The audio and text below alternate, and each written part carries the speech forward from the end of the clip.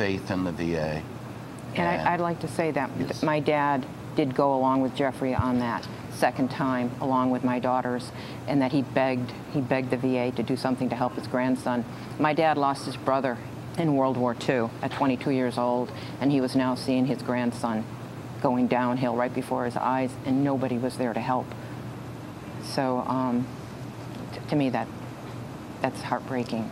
It really is. And you obviously had no doubt from the beginning that the changes in his behavior and his activities, his destructive activities, were as a result of being in the war. That he had been fine before he enlisted and went to Iraq. Absolutely, absolutely. His girlfriend said that a year prior to this, he would never have thought about taking his life. I mean, that wasn't Jeffrey. That wasn't Jeffrey at all. And to listen to him when he came back and to sit on the deck, and I remember sitting there going, who is this person? This is my son. I didn't understand what he was saying. It just seemed like it was my son's body, but the person was no longer my child. He was totally changed, and he was lost. He was in his own world of everything going through his head, not really looking at me, just kind of staring out and reliving things, you know, saying things in fragments, so that you never really got the whole story. But you knew whatever he had gone through was horrific to him. This issue of the dog tags that he left on the bed, that Kevin, that you found on his bed after finding your son in the basement, saying that he killed 2 Iraqis, saying that he was forced to do that. Yes. I found the dog tags. Jeff had worn those dogs tags from the moment he had come home, no doubt beforehand. His girlfriend was the one who brought it to our attention that she really felt ill at ease because he refused to take them off. He only took them off 2 times. He took them off on December 24th, 2003, when his younger sister went in to check on him on Christmas Eve, and he had tears in his eyes, and he tossed the dog tags at her, saying that he was nothing more than a murderer. And then the second time that any of us know that he took off the dog tags was when I found them on June 22nd in the evening, resting on his bed. And these, he said, were the dog tags of Iraqi soldiers? Yeah, he identified them as the dog tags of 2 men that he had killed, 2 unarmed Iraqi soldiers. Now, that story has never been verified by the military, but we believe it in our hearts. We know that that's the truth. You settled with the military for $350,000, and you've joined a class action suit on insurance for dead soldiers. Can you explain that suit? The suit is based on the fact that, well, just talking about our son. When our son died, we were given the life insurance, and we thought we were given the life insurance. And we received a kit, I think it was within 10 days to 2 weeks after Jeff died. But at that time, I'll be honest with you, we weren't about to sit down and read it. As we had stated, we felt that that money was tainted because of the way it came. And there was a checkbook, but again, we just put it into a drawer because we had enough to deal with. And I think that that's one of the things that's very upsetting, that a kit comes with a lot of fine print and possible disclaimers, and yet they expect you to read that, experience such a loss.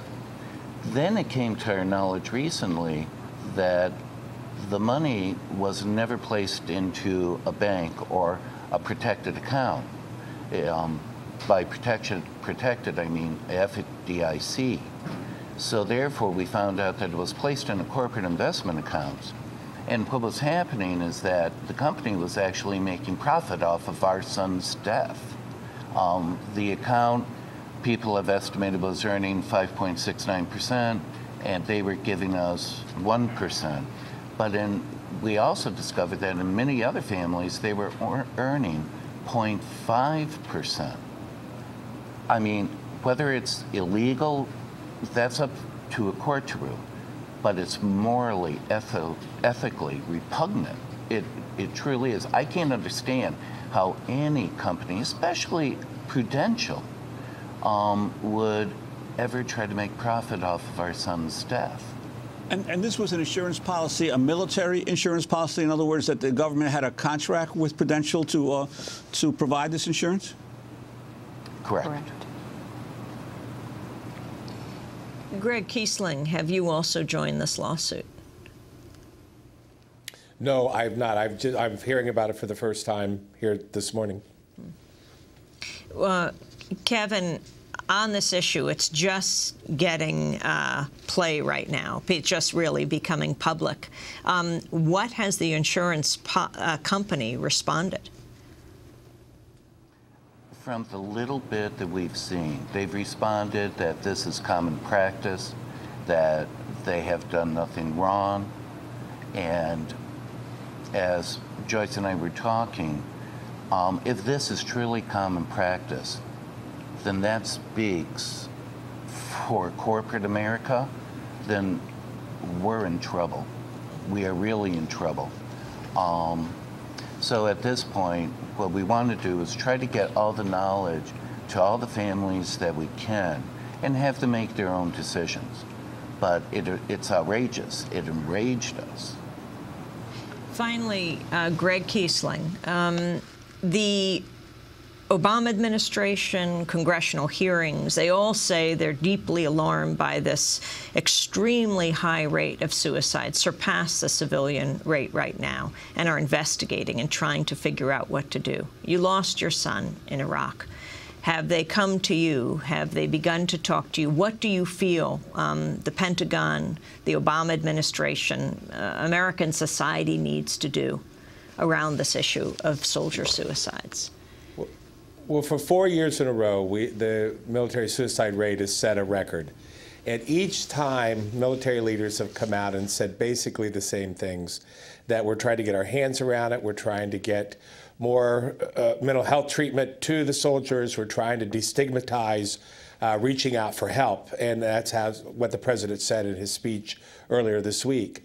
But the actions don't match the words. And I think that the words are not filtering down to the rank and file, and there are good people. Admiral Mullen and General Chiarelli are really working hard. I believe they're committed, but I think you need to have the president lend his voice to this in a much stronger way, and the Secretary of Defense and other top Pentagon brass to really come out forcefully on this. Because in that same speech, the president said that there was a sacred trust, a moral commitment to the soldiers and their families.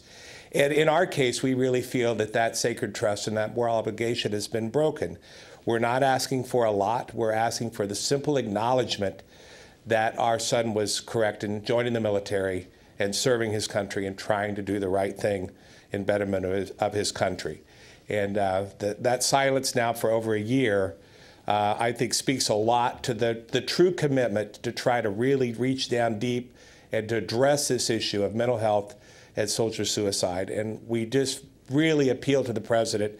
The only thing that I can figure is he does not know this is his policy, that for some reason it's not gotten to him, because I just can't imagine President Obama knowing that there's families like the Luceys and ourselves out there, and hundreds more families that are sitting here and not getting that sacred trust and that moral obligation shown to us by the Commander-in-Chief. And I think it's time for him to address this issue. Well, I want to thank you all for joining us. Gregg, give our regards to Janet, your wife, and we will link to the conversations we've had with both of you on Democracy Now! Gregg and Janet Keesling are the parents of Chancellor Keesling, who committed suicide June 19, 2009, while serving in a second deployment in Iraq. And Kevin and Joyce Lucey, thanks so much for being with us again. Their son, former Lance Corporal Jeffrey Lucey, hanged himself June 22, 2004, after returning home from Iraq. We will, of course, continue to follow this story. This is Democracy Now! When we come back, well, today is the 65th anniversary of the bombing of Hiroshima, the launch of the nuclear age. Stay with us.